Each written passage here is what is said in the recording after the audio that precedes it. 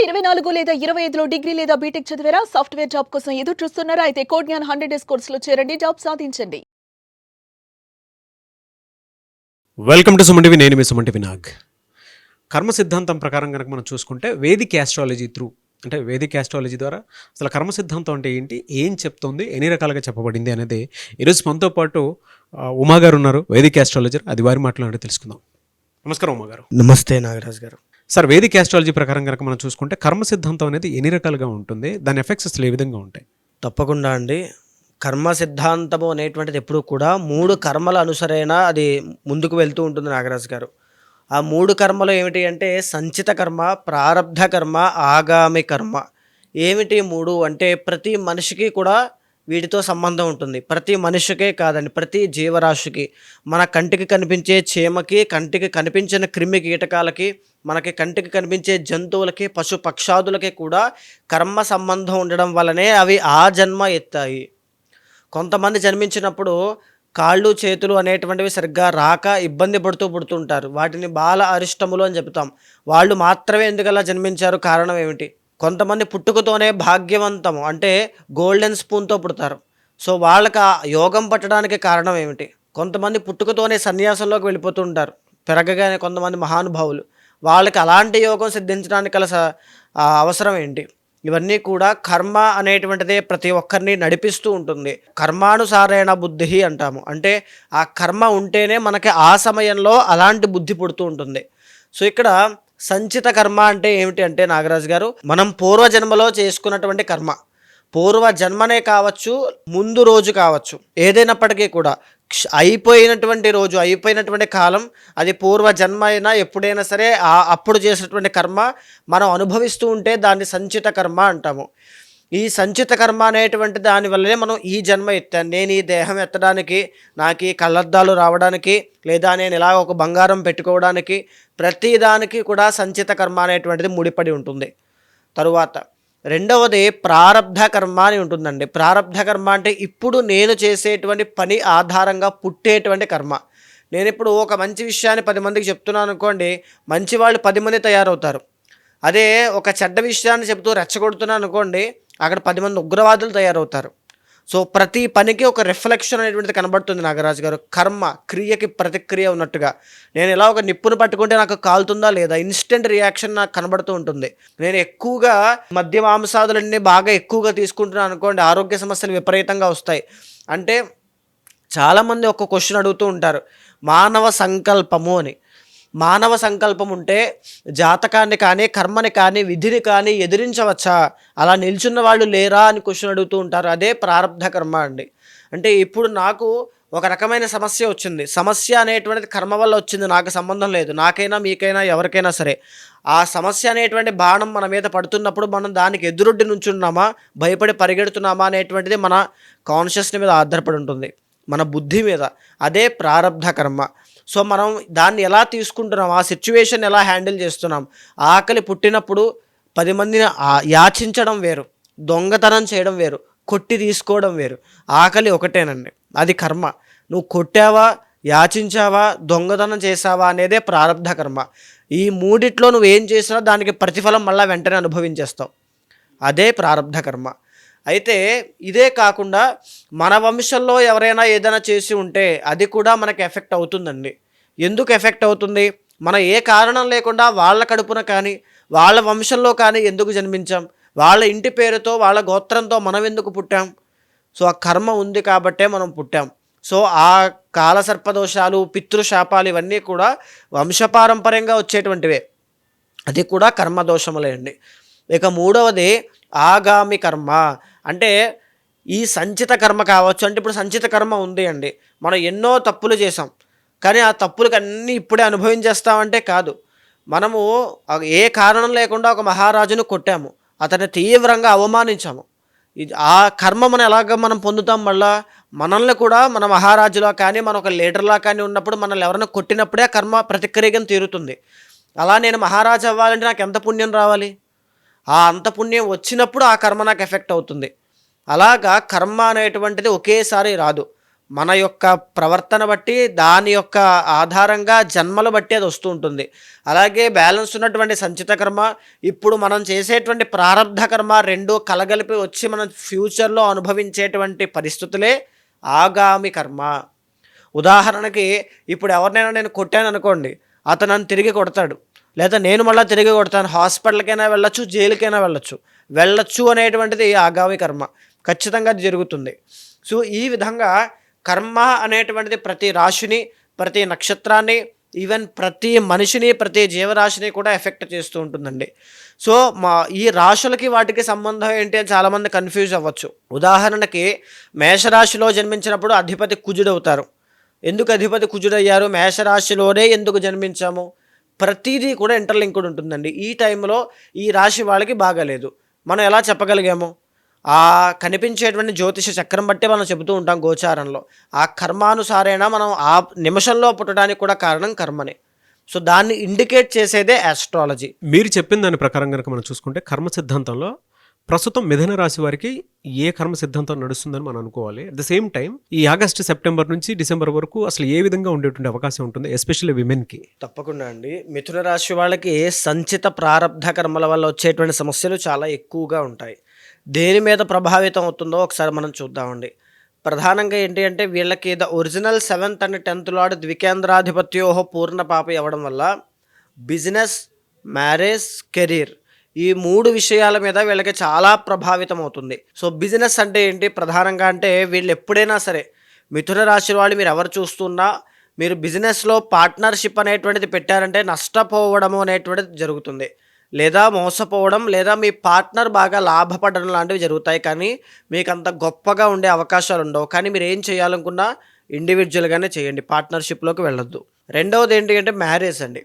Marital లైఫ్లోకి వెళ్ళిన తర్వాత ఫైనాన్షియల్ ఇష్యూస్ కానీ, కెరీర్ వల్ల కానీ ఇద్దరు దూరం అయ్యే అవకాశాలు ఉంటాయి, బాగా గమనించవచ్చు. ఎందుకు అని అంటే వాళ్ళు భర్త వేరే చోట వర్క్ చేయడం, భార్య వేరే చోట వర్క్ చేయడం, ఇద్దరి మధ్యలో ఈ వృత్తిపరమైనటువంటి వ్యతిరేక భావాలు, ఈ డిఫరెంట్ ఒపీనియన్స్ అనేటువంటివి ఎక్కువగా పెరగడం వల్ల ఇద్దరూ చాలా దూరం అవ్వడం, అది డైవర్స్ దాకా వెళ్ళొచ్చు, ద్వికళత్ర యోగం కూడా పట్టచ్చు. అలాంటివన్నీ కూడా కనబడుతూ ఉంటాయండి. ఇక మూడోది ఏంటి అంటే కెరీర్లో ధన నష్టము అనేటువంటిది చాలా ఎక్కువగా జరుగుతుంది. ఎక్కువగా విదేశాలు వెళ్ళి స్థిరపడేటువంటి యోగం వీళ్ళకి కనబడుతూ ఉంటుంది. నాగరాజు గారు కెరీర్ కోసం వెళ్తారు ఖచ్చితంగా. అక్కడ ఖచ్చితంగా ఒక 4-5 years అయినా పనిచేసి మళ్ళీ తిరిగి వస్తారు. అలాంటి యోగం ఉంటుంది. అయితే అలాంటి కెరీర్లో అనుకున్నంత రీతిలో పేరు కానీ, అనుకున్నంత రీతిలో రిజల్ట్స్ కానీ, డబ్బు కానీ, సక్సెస్ కానీ రాక ఆ మదన పడడం లాంటివి ఖచ్చితంగా వీళ్ళు చూస్తారు. బికాస్ ఆఫ్ గురుడు వీక్గా ఉండడం. మిథున రాశి వాళ్ళకి గురు బలము అనేటువంటిది యాక్చువల్లీ చాలా తక్కువగా ఉంటుంది. అది మీ పర్సనల్ చార్ట్లో బలంగా ఉంది అంటే మీరు చాలా అదృష్టవంతులని చెప్పచ్చు. అక్టోబర్ తరువాతన మీకు ఇలాగనే గురుబలం పెరగబోతుందండి. ఇది చాలా శుభ సూచకం. యాక్చువల్లీ అక్టోబర్ 18 ఆ ప్రాంతంలో గురు ట్రాన్సిట్ అయిన తర్వాత, కర్కాటకంలోకి గురుడు వెళ్ళిన తర్వాత, ఎగ్జాల్టేషన్లోకి ఆయన వెళ్ళిన తర్వాత మీకు 2 విధాలుగా ఉంటుంది అని చెప్పొచ్చండి. యాక్చువల్లీ చెప్పాలి అంటే గురుడు ఎగ్జాల్టేషన్లో 2nd హౌస్లో ఉంటే ధనయోగాన్ని పుట్టిస్తాడు. కానీ ఆయన ఎవరు? 7th అండ్ 10th లార్డ్ ఎగ్జాల్టేషన్లో ఉన్నారు. అంటే పాపగ్రహం అనేటువంటి ఆయన ఉచ్చస్థితి పట్టడం వల్ల మ్యారిటల్ లైఫ్లో కానీ, కెరీర్లో కానీ ఒక రాంగ్ డైరెక్షన్లోకి వెళ్ళే అవకాశాలు ఉంటాయి. ఉదాహరణకి ఏదైనా ఒక దాని మీద మనం పెట్టుబడి పెడుతున్నామండి, అది పోతుంది, అది ఫెయిల్ అవుతుంది అన్న విషయం తెలియక మన ఆశలు, లేకపోతే మన జీవితము, మన డబ్బు అన్నీ కూడా దాని మీదే మొత్తం ఇన్వెస్ట్మెంట్ చేసేస్తాం. లాస్ట్కి అదేం జరుగుతుంది అంటే మొత్తం ఫెయిల్ అవుతుంది. అది ఇన్వెస్ట్మెంట్ చేసేటప్పుడు మనం ఏమనుకుంటామంటే మనం ఎంత డబ్బు పెడుతున్నాం, ఎంత ఎఫర్ట్స్ పెడుతున్నాం, ఖచ్చితంగా వస్తుంది అని ఫీల్ అవుతూ ఉంటాం. అదే గురుడు ఎగ్జాల్టేషన్లో ఉండడం.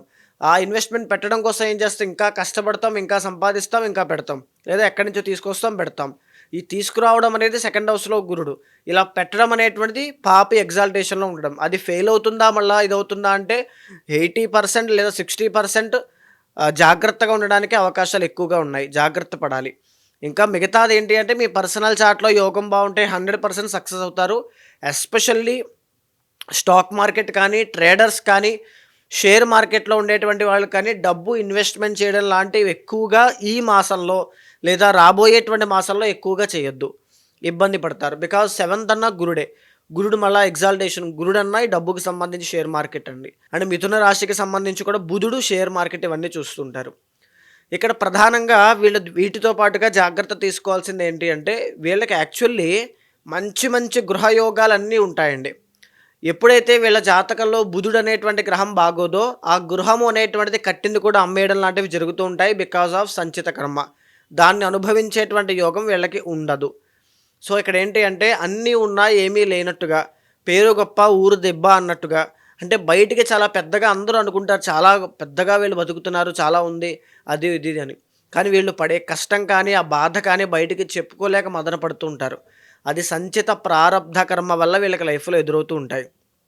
అన్ని సందర్భాల్లోనూ మౌనము లేక నెమ్మదితనము పరిష్కారం కాదండి మిథున రాశి వాళ్ళకి. సో కొద్దిగా కొన్ని సమయాల్లో మీరు డేర్ తీసుకుని ముందుకు వెళ్ళాలి, అది బాగా గుర్తించండి. ప్రధానంగా చెప్పాలి అంటే బ్లడ్కి సంబంధించినవి కానీ, చర్మానికి సంబంధించినవి కానీ, దంత సమస్యలు కానీ, కోపం ఒకటి తగ్గించుకోవాలి. ఆ కోపం విషయంలో వచ్చినటువంటి కోపాన్ని అదుపు చేసుకోవడం చాలా నేర్చుకోవాలండి. ఎందుకంటే వృశ్చికం అనేటువంటి చంద్రుడికి నీచ స్థితి, వెంటనే కోపం వస్తుంది. ఆ కోపంలో ఏం చేస్తారో, ట్రిగ్గర్ అవుతారో, ఏం జరుగుతుందో తెలియదు. కాబట్టి ఆ కోపం విషయంలో జాగ్రత్తగా ఉండాలి. శత్రువులు అనేటువంటి వాళ్ళు చాలామంది ఎక్కువ ఉంటారు. అండ్ కోర్టు వ్యవహారాలు ఒకటి, వీటి విషయాల్లో ఇబ్బందులు అనేటువంటివి కనబడుతూ ఉంటాయి. వృధాగా కానీ, ప్రెస్టేజ్కి వెళ్ళి కానీ, చుట్టుపక్కన ఉండేటువంటి ఫ్రెండ్స్ వల్ల కానీ, స్నేహితుల వల్ల కానీ ఏదో ఒక విధంగా డబ్బు అనేటువంటిది విపరీతంగా వృధాగా ఖర్చు అయిపోతూ ఉంటుంది. 12th శుక్రుడు, ఇవన్నీ కూడా కర్మ ఫలితాలండి. ఇవన్నీ కూడా సంచిత ప్రారబ్ధ కర్మ వల్ల వచ్చేటువంటి ఫలితాలు. అండ్ ప్రధానంగా వీళ్ళకి శని అనేటువంటి ఆయన 10వ స్థానంలో ఉండి కంటక శని పట్టడం వల్ల వీళ్ళకి కెరీర్లో ఇబ్బందులు రాబోతున్నాయి అని మనం చెప్పుకున్నామండి మార్చిలో. కానీ శని వక్రించడం మూలాన నవంబర్ 27వ తారీఖు వరకు కూడా వీళ్ళకి మళ్ళీ ఏంటి అంటే 9వ స్థానంలోకి శని చూసే అవకాశాలు ఉంటాయి. కాబట్టి ఉద్యోగ ప్రాప్తి అనేటువంటిది కనబడుతోంది. 100% మీరు ప్రయత్నం చేస్తే ఉద్యోగం లేని వాళ్ళకి ఉద్యోగము, లేకపోతే జీవనాధారం లేని వాళ్ళకి జీవనాధారము, డబ్బు ఇవన్నీ చూస్తారు. 10 మందికి పెట్టే స్థాయిలోకి వెళ్తారు. ఈ నవంబర్ 27వ తారీఖు వరకు మీకు సువర్ణ అవకాశంగా చెప్పుకోవచ్చు. మరిన్ని శుభ ఫలితాలు కావాలి అంటే శనికి సంబంధించిన పూజలు కానీ ఏదైనా చేయండి. శని బలంగా యోగించారంటే ఎక్స్ట్రాడినరీగా మీకు బాగుంటుంది. అండ్ ప్రధానంగా మిథున రాశి వాళ్ళు బిజినెస్లో బాగా రాణించాలని కోరుకునేటువంటి వాళ్ళు నూతన వ్యాపారాలు ఏమైనా పెట్టాలనుకుంటే నవంబర్ 27వ తారీఖు లోపలనే పెట్టండి. ఆ తర్వాత పెట్టడం వల్ల ఆర్థిక ఇబ్బందులు వచ్చే అవకాశాలు ఎక్కువగా ఉంటాయి. సో ప్రధానంగా వీళ్ళకి ఆగస్టు 17 దగ్గర నుంచి సెప్టెంబర్ 17 దాకా అండి రవి బలము అనేటువంటిది ఉంది. ఎక్కడ ఉంది? ఆయన సింహరాశిలోకి వచ్చిన తర్వాత రవికేతువుల యొక్క ట్రాన్సిట్ వల్ల అనుకున్న రీతిలో అనుకున్నవన్నీ పూర్తయ్యే అవకాశాలు ఉంటాయి. కానీ అది మాసం చివరిలో సెప్టెంబర్ 17 దగ్గరలోకి వచ్చిన తర్వాత పూర్తవుతాయి. మళ్ళా ఆ సెప్టెంబర్ 17 తర్వాత రవి బలం ఉంటుందా అంటే ఉండట్లేదు. ఈ రాజకీయాల్లో ఉండేటువంటి వాళ్ళు కానీ, ఆరోగ్య సమస్యలు కానీ, పదవీ యోగాలు, లీడర్షిప్లో ఉండేటువంటి వాళ్ళు, బంగారం వ్యాపారం చేసేవాళ్ళు, కాంపిటేటివ్ ఎగ్జామ్స్ ప్రిపేర్ అయ్యేవాళ్ళు, గవర్నమెంట్ జాబ్ ప్రిపేర్ అయ్యేవాళ్ళు, గవర్నమెంట్ జాబ్ హోల్డర్స్ అందరూ కూడా జాగ్రత్తగా ఉండాలి. శత్రుత్వం అనేటువంటిది పెరుగుతుంది. మీ మీద టార్గెట్స్ కానీ, ఛాలెంజెస్ కానీ చాలా ఎక్కువ అవుతాయి. మళ్ళీ మీకు వృశ్చికంలోకి వెళ్ళేంత వరకు రవి మీకు యోగించరు. ఈ లోపల మీకు తులలోకి వచ్చిన తర్వాత 5వ స్థానంలో సంతానానికి సంబంధించినవి, ప్రేమ వ్యవహారాల్లో అపజయాలు అనేటువంటివి అక్టోబర్, నవంబర్ ప్రాంతంలో కనబడుతూ ఉన్నాయి. సో ఓవరాల్గా చెప్పాలి అంటే మిశ్రమ ఫలితాలు ఉన్నాయండి మిథున రాశి వాళ్ళకి. వీళ్ళు ఆ ప్రయత్నాన్ని ఏ విజన్తో ఏ డైరెక్షన్లోకి వెళ్ళి చేస్తున్నారంటే చాలా ఇంపార్టెంట్. గురుబలం పెరిగిందకి దారి సంబరపడాల్సిన అవసరం లేదు. ఆయన పాపి. సో డబ్బు ఇన్వెస్ట్మెంట్ కానీ, వచ్చే డబ్బు కానీ ఎక్కడి నుంచి వస్తుంది అనేటువంటి దాన్ని చూసుకోండి. తర్వాత మీ పర్సనల్ చార్ట్లో గురుబలం ఉండాలి. ఇందాక నేను చెప్పిన విధంగా బుధుడికి బలం ఉండాలి, బికాజ్ ఆయన రాజయోగ కారకుడు కాబట్టి. తర్వాత కుజుడికి బలం ఉండాలి, బికాజ్ 6th లార్డ్ కాబట్టి. ఆ కుజుడు బలంగా ఉంటే ఆరోగ్య సమస్యలన్నీ కూడా తగ్గిపోతాయి. చాలామంది వేదిక ఆస్ట్రాలజీ త్రూ వాళ్ళకు ఉండేటువంటి సమస్యలను పరిష్కరించుకోవాలి అనుకునేటువంటి వాళ్ళు ఉన్నారండి. అవునండి. అలా ఉన్నప్పుడు మిమ్మల్ని అప్రోచ్ అవ్వాలంటే ప్రాసెస్ ఏంటి? తప్పకుండా అండి. నేను ఒక్క విషయం చెబుతున్నానండి. చాలామంది ఈ కెరీర్లో కావచ్చు, మెరిటల్ లైఫ్లో కావచ్చు, బిజినెస్లో కావచ్చు, సరైన నిర్ణయం తీసుకుంటే ఎవరైనా హ్యాపీగా ఉంటారు, సక్సెస్ఫుల్గా ఉంటారు, అందరికీ తెలిసిందే. కానీ ఆ నిర్ణయం తీసుకోవడానికి ఎన్నో రకాల ఆటంకాలు, చిక్కులు, మానసిక ఒత్తిళ్లలో పడి సరైన నిర్ణయం తీసుకోక ఇబ్బంది పడేవాళ్ళు కొన్ని వేల మంది ఉన్నారు. అది ఎడ్యుకేషన్లో అయినా, మెరిటల్ లైఫ్లో, రిలేషన్లోనైనా, సంతానం విషయంలో, సరైన స్టడీస్ విషయంలోనైనా, అన్నిట్లోనూ కూడా. అలాంటి వాళ్ళందరికీ కూడా ఒక క్లారిటీ కావాలి, నాకు ఒక జస్టిఫికేషన్ కావాలనుకుంటే మీ వెనకాల నేను ఉంటాను. మీ జన్మ జాతకాన్ని చూసిన తర్వాత గోచారంతో సమన్వయం చేస్తూ మీ జీవితంలో లెఫ్ట్ ఆర్ రైట్ సిచ్యువేషన్ ఎప్పుడొచ్చినా మీ వెనకాల నేను ఉంటాను. ఒక గైడర్లా కావచ్చు, ఒక మెంటర్లా కావచ్చు, ఖచ్చితంగా ఒక ఫ్యామిలీ మెంబర్లాగా ఏం చేయాలి, ఎప్పుడు ఎలాంటి నిర్ణయాలు తీసుకోవాలి, ఎప్పుడు జాగ్రత్తగా ఉండాలి, ప్రతిదీ కూడా మీ వెనకాల నుండి నడిపిస్తాను. ఏదైనా దోషాలుంటే తగినటువంటి శాంతి పరిహారములు ఆచరింపచేసి భగవత్ అనుగ్రహం కలిగేలా చేస్తానండి. డెఫినెట్గా అండి. థ్యాంక్ యూ సో మచ్ అమ్మ గారు. నమస్తే అండి. చూసారు కదండి వీడియో. ఈ వీడియోపై మీ అభిప్రాయాన్ని కమెంట్ బాక్స్లో పోస్ట్ చేయండి. ముఖ్యంగా మీరు కనుక మీకుండేటువంటి సమస్యలు ఏవైతే ఉంటాయో వేదిక్ ఆస్ట్రాలజీ త్రూ ఒక రెమెడీ కావాలి అనుకునేటువంటి వాళ్ళు ఎవరైనా సరే స్క్రీన్ మీద ఉమాగారి కాంటాక్ట్ నెంబర్ కనిపిస్తుంది. యజ్ఞాలు, యాగాలు, హోమాలు అలాంటి క్రతువులు ఏమైనా చేయించుకోవాలి అనుకునేటువంటి వాళ్ళైనా సరే స్క్రీన్ మీద ఉమాగారి కాంటాక్ట్ నెంబర్ కనిపిస్తుంది. దాన్ని మీరు కాల్ ఆర్ మెసేజ్ వాట్సాప్ చేసి వెంటనే అపాయింట్మెంట్ బుక్ చేసుకోండి. అండ్ ఈ వీడియో లైక్ చేసి షేర్ మాత్రం తప్పకుండా చేయండి. ఇలాంటి మరిన్ని వీడియోస్ కోసం మా ఛానల్ ఫాలో అవ్వండి. Thank you.